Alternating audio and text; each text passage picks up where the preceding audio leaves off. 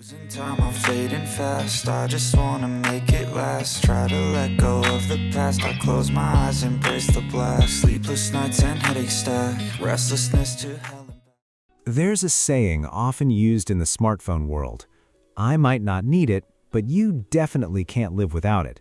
Every time I hear that line, I can't help but roll my eyes. It sounds convincing at first, but when you think about it, it rarely holds up. The reason I'm bringing it up today is because it perfectly connects to the star of this video, the Huawei Pura 90 Pro. This phone has sparked plenty of debate since its launch. Some people argue that certain hardware specifications have actually gone backwards compared to the previous generation. Others point out that despite carrying the Pro branding, it feels more like a standard iterative upgrade. Then there's the discussion around the Kirin 9030S chipset, with critics claiming it's simply a renamed Kirin 9030. So what's really going on here? To find out, we got hold of both the Huawei Pura 80 Pro and the Huawei Pura 90 Pro and put them side by side. A quick shout to my tech partner from China for sharing this video. A big thank you for making this possible. Hey everyone, it's Maiky from techmaiky. If you love staying updated with the latest gadgets, make sure to subscribe and hit the notification bell so you never miss out our exciting tech content. After spending time with both devices, the biggest difference I noticed immediately was battery life. With the Pura 90 Pro, a full charge comfortably gets through an entire day of regular usage. The Pura 80 Pro, on the other hand, struggles to achieve the same result. Objective testing backed up my personal experience almost perfectly. The Pura 90 Pro managed more than 8 hours of endurance, outperforming many smartphones equipped with massive 7,000 to 8,000 mAh batteries and even beating the Mate 80 series. Meanwhile, the Pura 80 Pro failed to reach 6 hours, despite still having 97% battery health. That means the older model falls behind by over an hour and a half, even though the battery capacity difference between the two devices is only 300 milliamps. This clearly highlights the impressive power efficiency of the Kirin 9030S, which represents a major step forward compared to the Kirin 9020. To understand the difference better, we ran detailed power consumption tests across 5 commonly used applications. In every scenario, the Pura 90 Pro showed a noticeable efficiency advantage over its predecessor, helping explain its remarkable battery performance. Gaming performance was next on the list. We started with Honor of Kings running at 120 FPS in HD mode. Both devices delivered solid results, but the Pura 90 Pro maintained more stable frame rates and performed better during frame drops, creating a smoother overall experience. The trade-off was slightly higher temperatures, roughly 1 to 2 degrees Celsius warmer. Our second test was Triangle Action running at 120 FPS in standard definition mode. Frame interpolation was enabled by default on both phones, and heat output remained similar. However, the Pura 90 Pro produced significantly stronger overall performance metrics. In contrast, the Pura 80 Pro reduced its frame rate before the test had even finished. Looking at the gaming results as a whole, the Kirin 9030S actually delivers a better gaming experience than the Kirin 9020. During day-to-day use, the Pura 90 Pro doesn't quite match the Pura 80 Pro in terms of raw system responsiveness, fluidity, or temperature control. Even so, the overall user experience has clearly improved in many areas. Of course, when compared to the Kirin 9030 Pro, the Kirin 9030S features scaled-down CPU and GPU components. As a result, the Pura 90 Pro lineup doesn't reach the same level of performance as the 80 Pro series in demanding gaming workloads. However, this chipset shines in another area: the most advanced ISP and NPU Huawei has ever included in a Kirin processor. Its image processing capabilities and AI performance stand above every previous Kirin chip, bringing substantial upgrades to the camera system. Let's begin with pure image quality. When Huawei revealed the Pura 90 Pro's camera specifications, many people were surprised to see that the main sensor had become smaller, shrinking from the Pura 80 Pro's 1-inch sensor to approximately 1/1.2 inches. On paper, that looked like a downgrade. But after comparing countless sample photos, the results were genuinely surprising. The Pura 90 Pro's main camera never looked worse than the Pura 80 Pro. In certain situations, it even delivered slightly better results.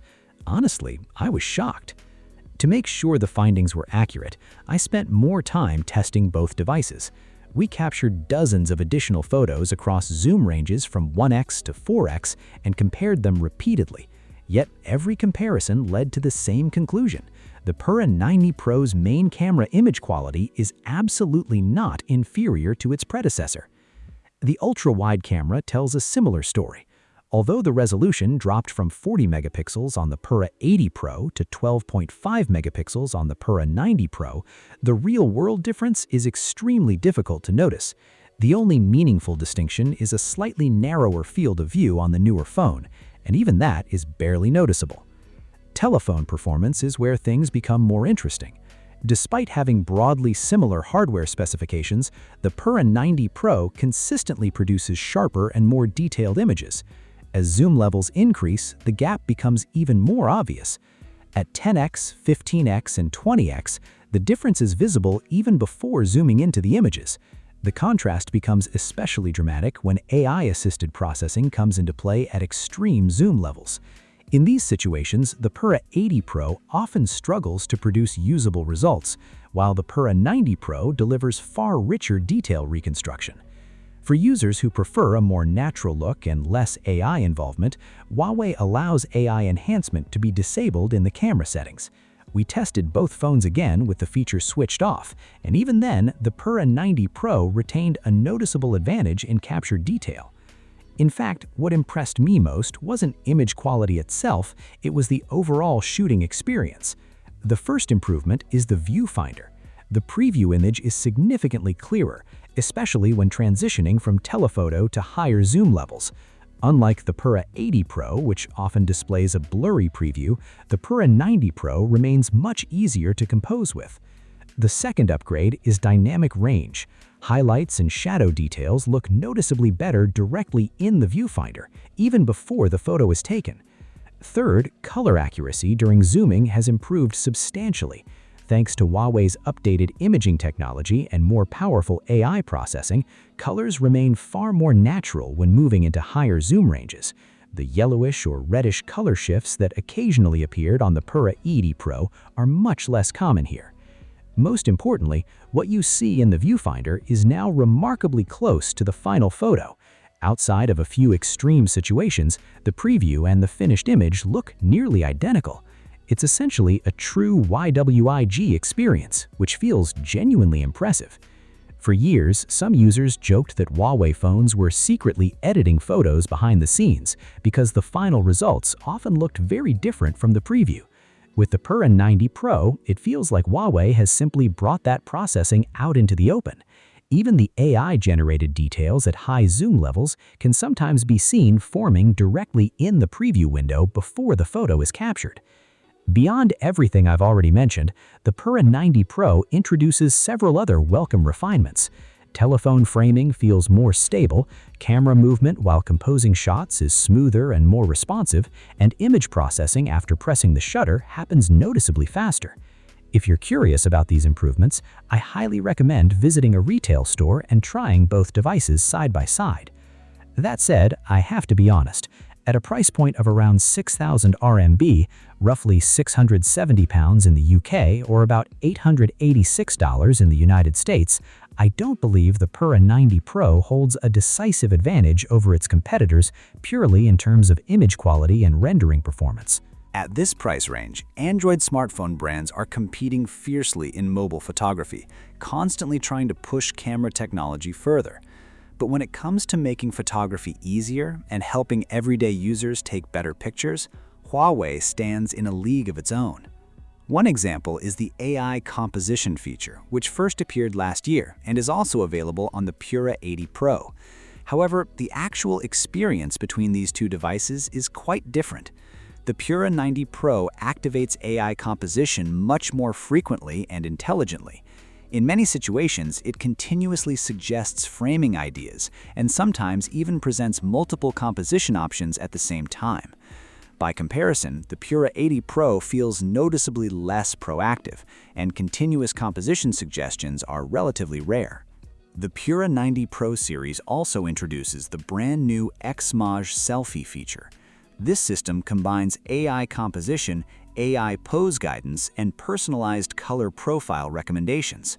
Many Huawei and Apple users already enjoy experimenting with personalized color styles, but getting great results often requires experience and practice. For most users, creating an attractive look isn't always easy right away. That's where X-MAGE Selfie becomes interesting. Instead of leaving everything to the user, it automatically analyzes the scene and recommends 3 color profiles that best match the environment. You can choose one of these suggestions or make your own adjustments, giving you plenty of creative flexibility. I've captured a large number of photos using X-MAGE Selfie, and I'll be sharing some examples for reference. Personally, I found it incredibly easy to produce photos that looked great without much effort. At the moment, the Pura 80 Pro doesn't offer this feature.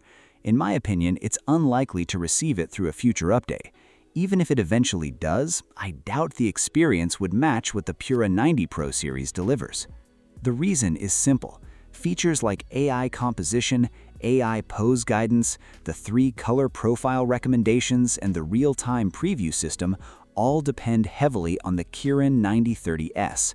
Its advanced image recognition, strong AI processing capabilities, and excellent power efficiency make these functions possible. Even other Huawei flagship devices using different processors would probably struggle to provide the same experience, and if they did, power consumption could become a major issue. That's why I don't see the Kirin 9030S as simply a renamed chipset. A better description would be a processor specifically optimized for imaging. Looking at the overall camera hardware strategy and the software features built around it, I actually agree strongly with Huawei's direction for the Pura 90 Pro series.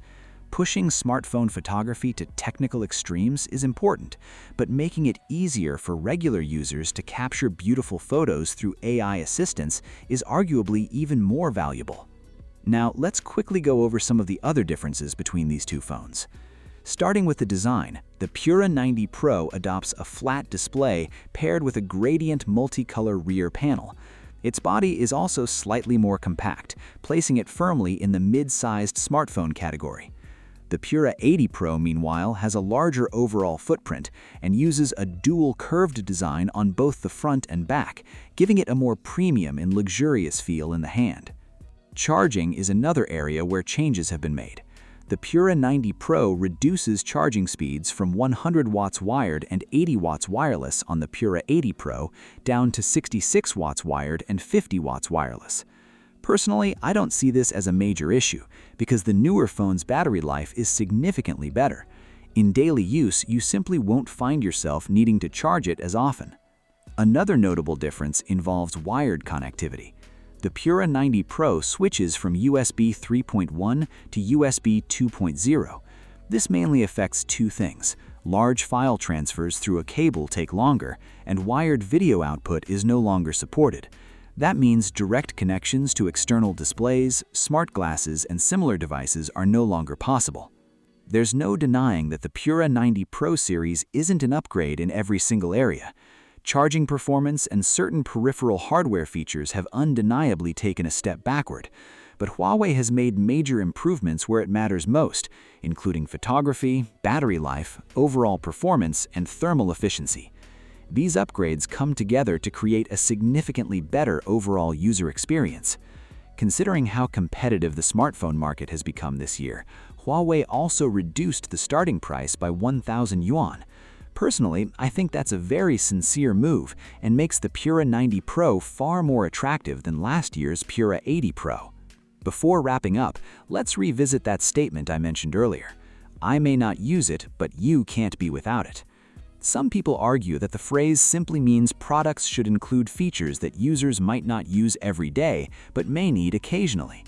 Even so, I still believe the idea is overly idealistic.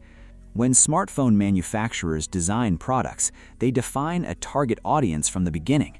Every hardware decision and feature choice involves compromise. Because of that, a phone that perfectly satisfies every user simply doesn't exist. And let's be realistic, smartphone companies aren't charities. Every component, every feature, and every technological upgrade comes at a cost, and ultimately, consumers pay for it. My own approach as a consumer is very straightforward. I look for products that excel in the areas I care most about. If a phone does that exceptionally well, then it's already a great product. Small details, whether positive or negative, rarely have a major impact because adapting to them is usually easy. In fact, from a value for money perspective, I'd almost prefer manufacturers to remove hardware and features that I don't care about if it helps reduce the final price. Relating this back to today's topic, some people insist that the Pura 90 Pro series should have used the Kirin 9030 Pro, simply because it's the most powerful option for gaming, despite the fact that the Pura lineup has always focused more on design and photography. Personally, I think Huawei's decision to equip the series with the Kirin 9030S is a brilliant one. On one side, it genuinely enhances the camera experience. On the other, it delivers superior power efficiency, perfectly matching the needs of Pura series users who prioritize photography and daily usability over maximum gaming performance. As an additional point, we recently took the Pura 90 Pro Max outdoors for an extensive comparison test.